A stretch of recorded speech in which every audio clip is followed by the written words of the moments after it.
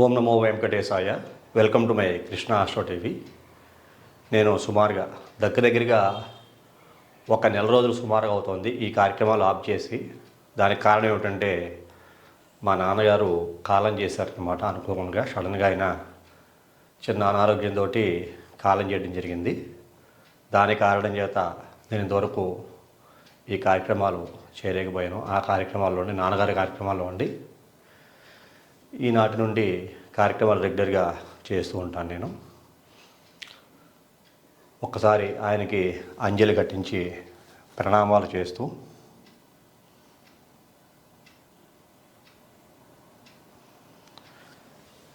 ఇక ఈనాటి కార్యక్రమాన్ని ప్రారంభం చేద్దాం.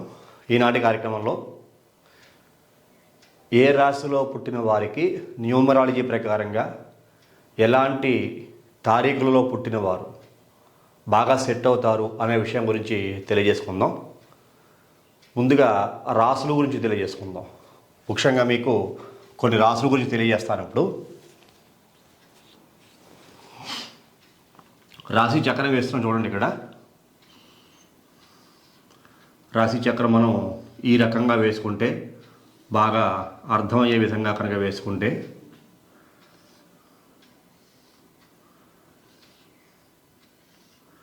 దీన్ని రాశి చక్రం అంటాం. ఈ రాశి చక్రంలో ఇది మేషరాశి, 1 మేషరాశి, 2 వృషభ రాశి, 3 మిథున రాశి, 4 కర్కాటక రాశి, 5 సింహరాశి, 6 కన్యా రాశి, 7 తులారాశి, 8 వృశ్చిక రాశి, 9 ధనుసు రాశి, 10 మకర రాశి, 11 కుంభరాశి, 12 మిథున రాశి. ఇలాగా ఈ 12 రాశుల్లోనూ కూడా మూల త్రికోణ రాశులుగా చూసుకుంటే మేషరాశి, ఇక్కడ మనం మేషరాశి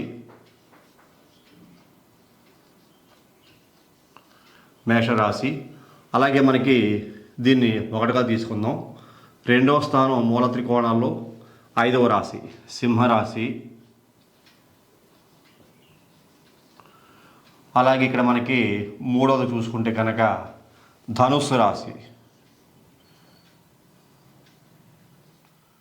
ఈ యొక్క ధనుస్సు రాశి, ఈ 3 రాశులు కూడా గ్రహాల యొక్క అనుకూలతలు కొన్ని చాలా అనుకూలంగా ఉంటాయి. అలాగే 2వ స్థానం చూసుకుంటే కర్కాటక రాశి 2వది. అలాగే ఇక్కడ 2వది వృశ్చిక రాశి, అలాగే 2వది మీనరాశి. ఇది ఒకటిగా తీసుకుందాం.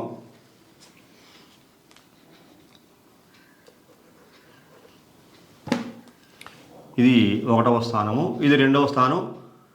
ఇక్కడి నుంచి చూసుకుంటే 1, 2, 3, 4, 5వ స్థానం 8 వృశ్చిక రాశి అవుతుంది. 1, 2, 3, 4, 5, 2 అంటే మనకి మీనరాశి అవుతుంది. ఇలా చూసుకుంటే కనుక ఇక్కడ ఇది 1 తీసుకుంటే కనుక 2వ స్థానంలో కర్కాటక రాశి, తర్వాత వృశ్చిక రాశి, తర్వాత మీనరాశి.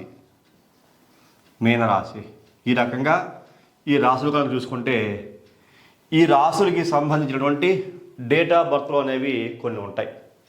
అవి ఏ తారీఖులో పుట్టిన వారికి వీళ్ళకి బాగా అనుకూలిస్తాయి అనే పరిశీలన కనుక చేస్తే ఇక్కడ మేష, సింహ, ధనుస్సు, కర్కాటక, వృశ్చిక, మీన ఈ రాశులు ఎవరు పుట్టినా ఇవి మూల త్రికోణాలుగా చెప్పుకుంటాం. అంటే ఇక్కడ చూడండి 1, 5, 9 ఇలా చూసుకుంటే మనకి ఇక్కడ త్రిభుజాకారం వస్తుంది. ఇలా వేసుకుంటే ఇక్కడి నుంచి ఇలా వచ్చి ఇలాగా త్రిభుజాకారం అయ్యింది.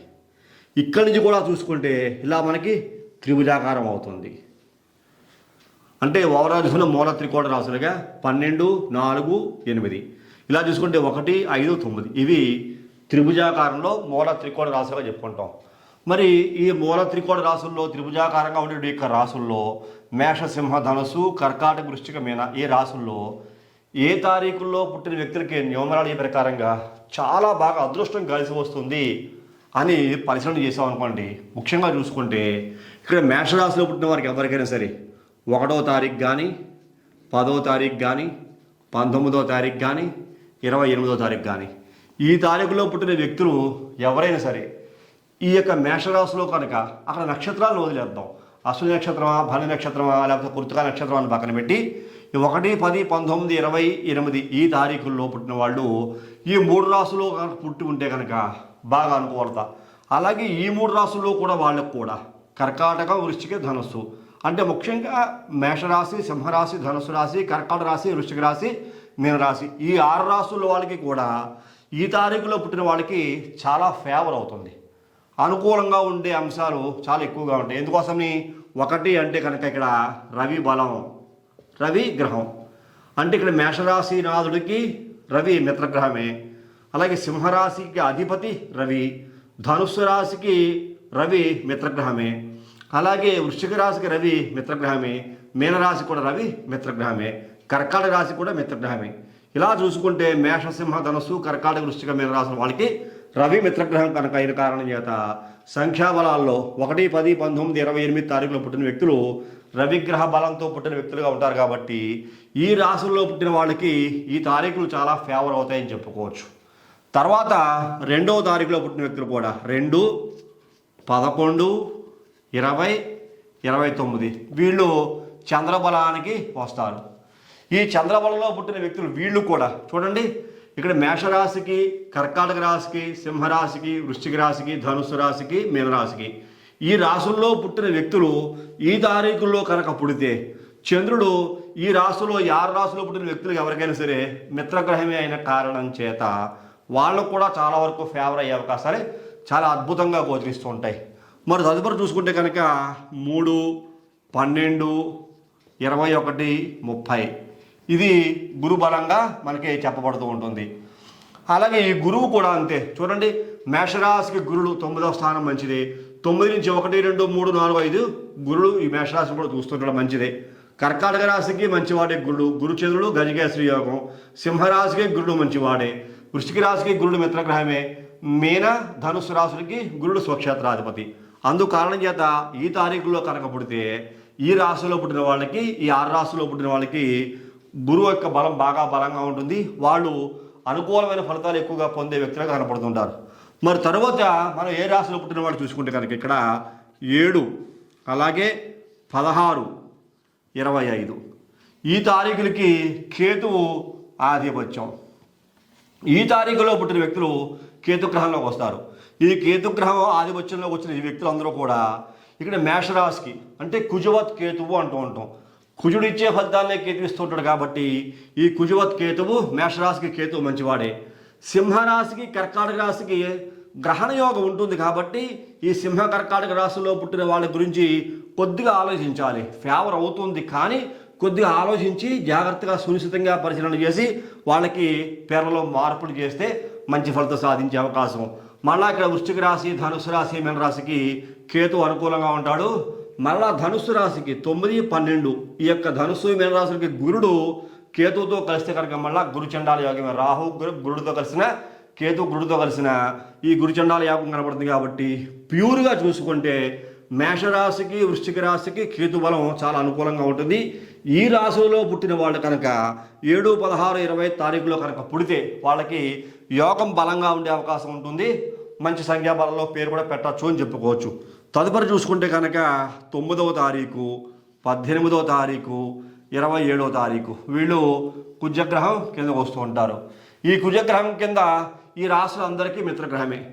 ఇక్కడ చంద్రకుజులు, చంద్రమంగళ యోగము, రవి కుజులు అద్భుతుల యోగము, గురు కుజులు, గురుమంగళ యోగము, అలాగే కుజుడు స్వక్షేత్రాధిపతి.